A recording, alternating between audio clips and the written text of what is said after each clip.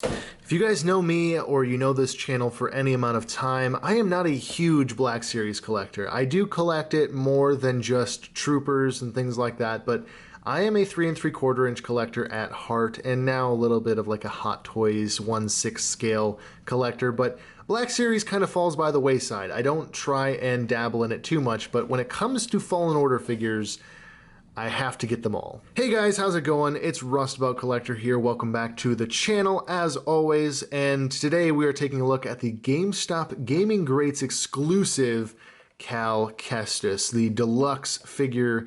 He is jam-packed full of detail and jam-packed full of accessories. And I love to see it because, you know, typically you get like what? With most figures, you get like what? A blaster, maybe a lightsaber if they're a Jedi, or like a little thing, a little tidbit, a binocular set. But with this guy, we get all kinds of accessories, and he just fell over. All kinds of accessories, and yeah, they're awesome. I'm really happy with this figure, not just because he's from one of my favorite Star Wars games of recent date, but also just because it's a nice figure. It really is a nice figure, and I wish if there was one thing that I could change about this figure, it's that we would get dual releases of figures like this in 6-inch scale and 3 3/4 inch scale. I know that that's a whole issue with manufacturing and stuff like that. It's not as simple as that. I get that, but that's the one downside with this figure and with the Fallen Order figures in general. There's just a lack of them in 3 3/4 inch, and that's what's disappointing. I know we do get the Purge Trooper and the Electro Staff Bike Scout guy. I know we get those, but we don't have Cal Kestis, we don't have the second sister, we don't have any of the main characters from the game. We just have like troopers because they're mostly repacks, and that is a crying shame because it's an amazing game and it has an amazing selection of characters. But with that mini rant out of the way, let's take a look at what this figure brings to the table. Literally, the table. I'm recording on a table. Haha, meme. The box is, of course, a new Black Series style box, so it has the nice picture window with the artwork on the side. It comes in this nice blue color here, which I don't think is going to necessarily be the official Fallen Order color. I think it's like the Gaming Greats color, since with Gaming Greats, each individual figure in that line comes from a different color or has a different color on it. And I think that's just the color of this particular figure. Then on the back we have the number. It's number 2 in the Gaming Greats line. Obviously it's technically not, but it's number 2 in like the new Gaming Greats line where it's got the new style box. You have a nice full picture art here with the character. I still can't really tell what that other character is that's there. Probably, oh, that's the Flame Trooper. So you have the Jump Trooper there from Battlefront, and then you have the Flame Trooper also from Fallen Order, which I will also be picking up, of course. And then there's a brief bio right there if you feel so inclined to pause and read. But yeah, it's a nice box. I won't be personally keeping it, but it is a nice box. It did come a little bit torn. Came a little bit torn from GameStop, so not that that's a detractor. I open all of my figures as it is, so not a big deal to me. Now, of course, as we do on this channel, we have to look at the accessories first, and there are quite a few to go over with, starting with BD. Now this is the same sculpt, and overall it's all the same as the original one right here, but it is a unique colorway that we haven't gotten before. And I would be okay if they did more of these. I wouldn't mind if they re-released another Cal in another style of outfit with a different poncho and they gave us another BD, because it's kind of cool. That's part of the game. You can customize the colors of your ship, of your poncho, of your jumpsuit, and of your droid. And it's a nice little detail that they added. They gave us BD in a red color. It's probably not the one that I would have chosen out of all the different colorways that we can get him in the game, but it is a nice one, and it does contrast rather well with his orange outfit. One really cool feature with this figure is that there's actually a place for him to put his foot right through the poncho like that. And it does take a little bit of posing, but basically you can get BD sitting on Cal's shoulder, which again, very game accurate and great for like a shelf display or something. You want to have Cal Kestis out there doing his Jedi Fallen Order stuff, and you've got BD right there on his shoulder, and I love that. I love that little detail. It's not much. It's such a simple little thing, but it is so cool to be able to actually pose them together. Next up, we have his initial lightsaber from the game, just the basic one, his master's broken lightsaber with the blue blade. It is very nicely detailed, but it is just a reuse from the original figure, so nothing new to see here. Then we have this very nicely detailed, especially for its size, little Jedi holocron. I like that it's translucent, and it looks cool, you know, it looks cool. You could have a little light behind it or something, maybe on a shelf, and it would glow very nicely, but I am very impressed that they got the line work down with that gold painting. It just really pops out all the sculpt detail on this holocron. If you really feel so inclined and you don't mind abusing your figures a little bit, you can actually kind of wedge it into his hand. It does flex the plastic quite a bit, but it is also very cool just to be able to have him hold it. Then we have his green double-bladed lightsaber, which looks absolutely amazing. And honestly, just like with the ponchos in BD, I would be totally okay if we got future releases of Cal Kestis with different lightsaber hilt combinations and different outfits and all that kind of stuff. Like, this is one figure, much like a clone trooper, that could really just go any number of ways. The only real complaint I have with this particular sculpt is that when you put it in his hand, he can't hold it where it looks like he would naturally grip it. It just falls down, but he can grip it kind of better down there. So he can hold it, he just doesn't hold it where I think I would personally expect him to be able to, which would be right there. In fact, that's almost falling out. So it's a little bit funky. Maybe you could wrap a little bit of athletic tape around it or something like that, and he would be able to hold it better, but regardless, he can still hold it pretty well that way, and it does look really nice. And something else that I noticed, if you're inclined to customize this in any way, you can pop out these blades. You want to be careful because that peg is very small, but you can pop out the blades and actually replace them with another color, which I mean is kind of obvious, but if you have, as I do, the previous release of Cal Kestis, then you actually have two blue lightsaber blades, and you can pop out the green and replace it with blue, and then you have a blue double-bladed lightsaber, or really any color. You could have, you know, red if you have a couple Darth Vaders laying around somewhere. It doesn't really matter, but I do like that feature. Just got to be careful with those little pegs. You know, you want to be careful that you don't snap those off when you're swapping out the blades, but it is still very nice to have a little bit of customization, because again, that's kind of the whole point, or at least one of the major points of the game. You're finding collectibles to customize your lightsaber and customize your character's outfit and all of those things. Additionally, we can swap out the hood on Cal. It has this little peg system, I guess you could call it. There's a peg on the hood and a slot on the poncho that you can just kind of wedge it into, I guess, and then pull it down in the front. So you have the unhooded version, I guess you could say, and then you just pull that over his head, and you have the hooded version. Same thing, it goes on just pretty easily, and then it pegs in at the back. And I'm gonna be honest, that looks kind of dopey, so I will probably never display him this way, but it's nice to have options. It's nice that they included that. This is more like him at the start of the game where he's working at the shipbreaking yard, and then, you know, later on you can always remove that hood, because I don't think he ever wears it again in the game. But with a deluxe figure like this, it is very nice to have those different possibilities, at least, to change out accessories. And then finally, the final accessory, we have this thing. I don't know what this is called. I think it's called a poglin or a boglin or a pogling or a pogchamp. I don't know what it's called. It kind of looks like an Eevee from Pokemon. Here, let's block out. It's trying to focus on Cal's face because it detects a face, but there it is. There's the sculpted little critter. I don't know what it's called. It's kind of cute though. Like I said, it's sort of like an Eevee from Pokemon. And it's got these chicken legs and these big porg eyes, I guess. It's cool. It's nice that they included it. I don't know if you know this, if you've played through the game or not, but you can actually befriend one of these, and he will join you on the ship, and he will just hang out and hide in the air ducts on the ship and stuff like that. So it's kind of cool that they included this as a little detail, but I, for the life of me, cannot remember what this thing is called. Now, as for the figure himself, it is very much a lot of reuse, just like we normally would expect with a character like this. Here is the first version of Cal Kestis in his just default outfit, and here we have him with his poncho outfit. The body is identical. We have the same gloves, we have the same arms, legs. I think even the face is the same. They use the same face printing. The sculpt is good. It looks like the character. No complaints there.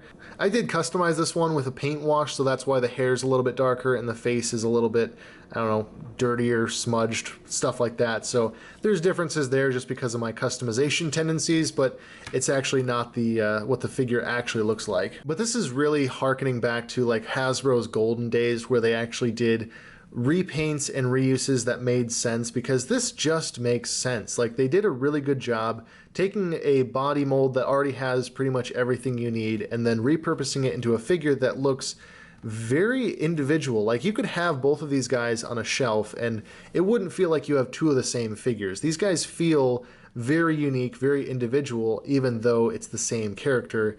And that's kind of uncommon in like modern Hasbro terms. Maybe that seems like praising them for like the bare minimum, like, oh wow, you've repainted and recast a figure, congratulations.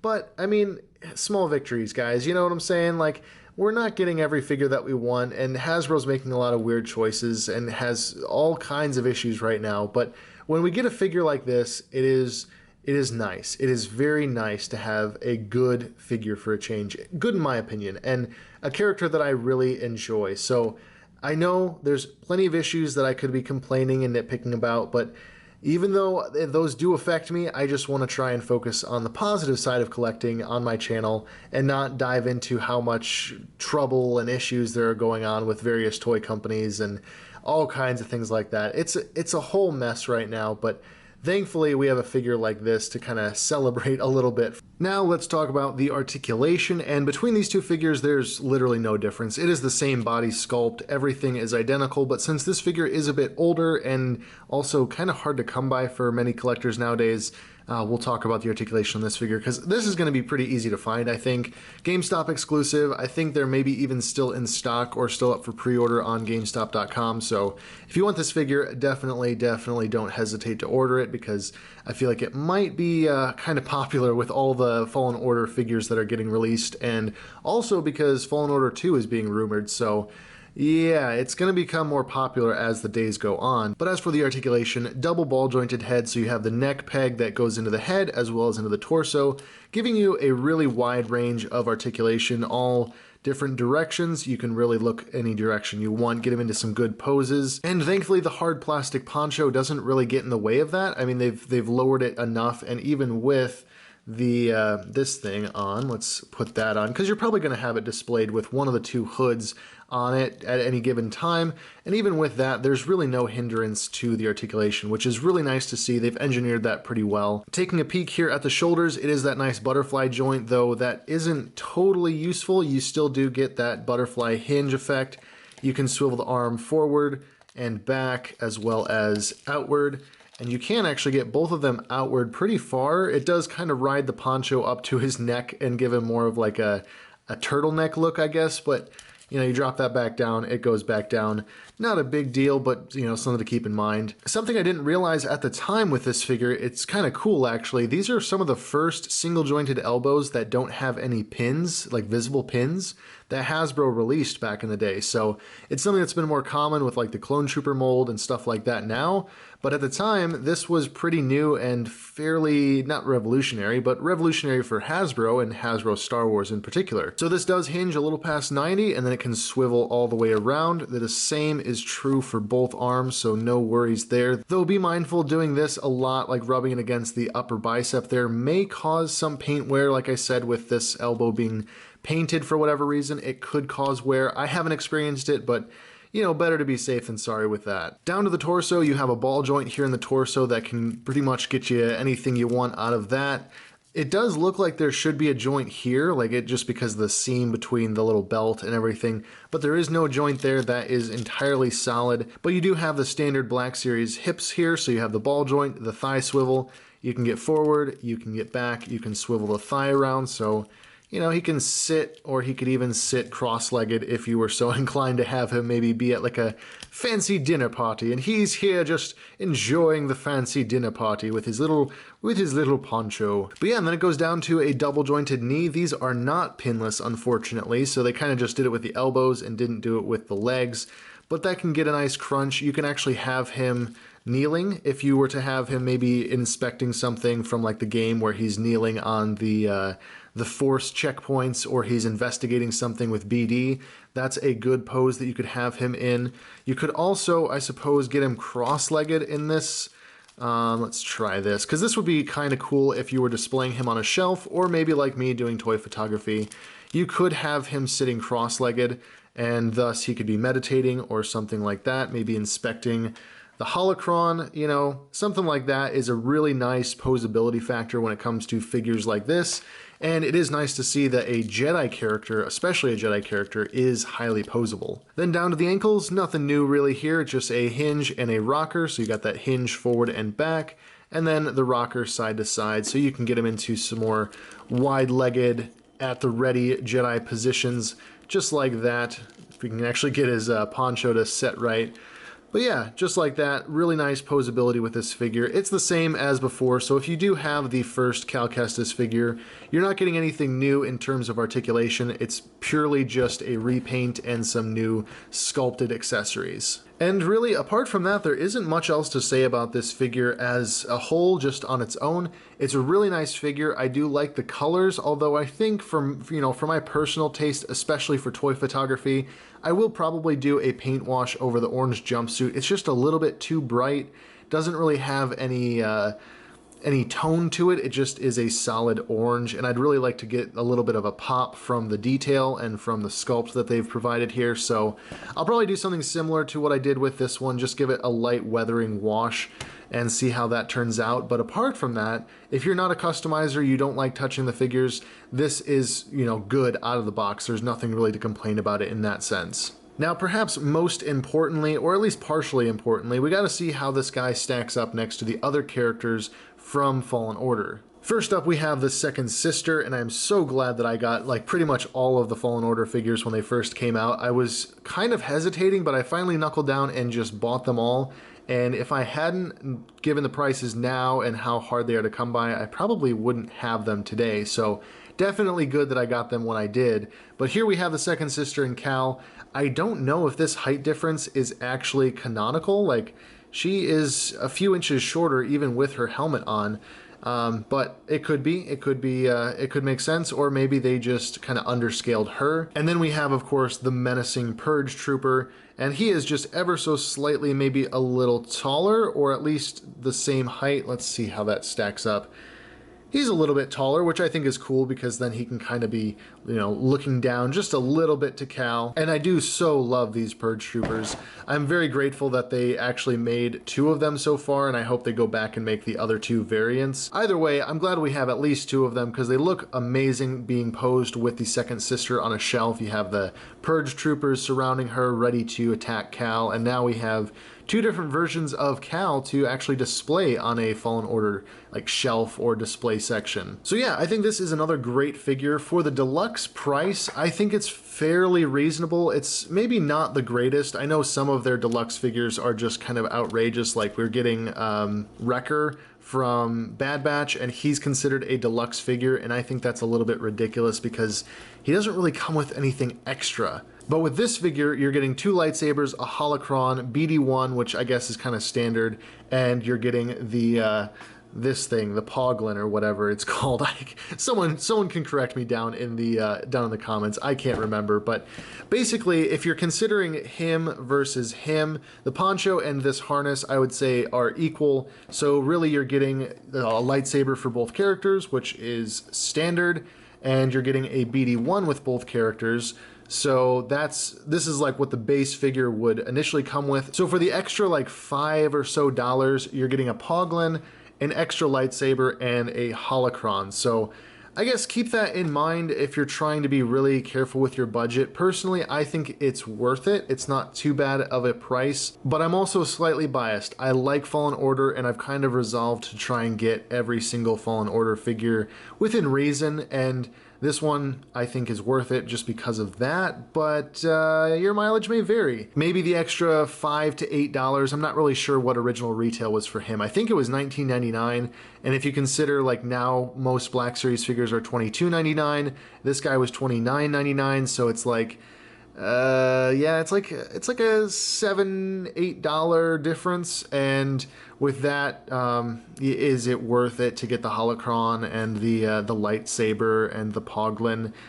I don't know. I guess you'd have to be the judge of that, but I think it's worth it. I think it's cool, and this is a fantastic figure. But anyways, that is where I'm going to wrap this video up. I do appreciate you guys watching, sticking around, leaving likes, leaving comments, and those of you that have subscribed, thank you. I really do appreciate it. If you want to stick around and see more videos like this in your feed, please consider hitting that subscribe button if you have not already.